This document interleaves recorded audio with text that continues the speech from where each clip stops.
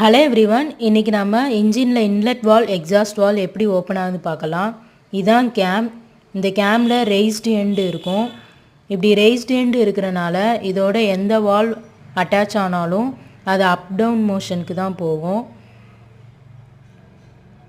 இதான் timing gear. Bigger சைஸில் இருக்கிறது கேம் கியர், ஸ்மாலர் சைஸில் இருக்கிறது கிராங்க்ஷாஃப்ட் கியர். இந்த ரெண்டு கியரையும் மெஸ்ஸில் தான் வச்சுருப்பாங்க. அப்போ தான் கேம்ஷாஃப்ட் கியருக்கும் ரொட்டேஷ்னல் மோஷன் கிடைக்கும்.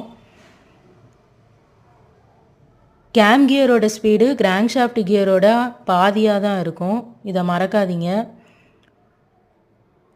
கேம் ஷாஃப்ட் ரொட்டேஷ்னல் மோஷனில் இருக்குது. இந்த ரொட்டேஷ்னல் மோஷன் அப்வேர்டு மோஷனாக கன்வெர்ட் ஆகுது. புஷ் ராடு மூலயமா அப்வேர்டு மோஷன் கன்வெர்ட் ஆகுது. ராக்கர் ஆர்ம் இந்த அப்வேர்டு மோஷனை டவுன்வேர்டு மோஷனாக கன்வெர்ட் ஆகி இன்லெட் வால் ஓப்பன் ஆகுது.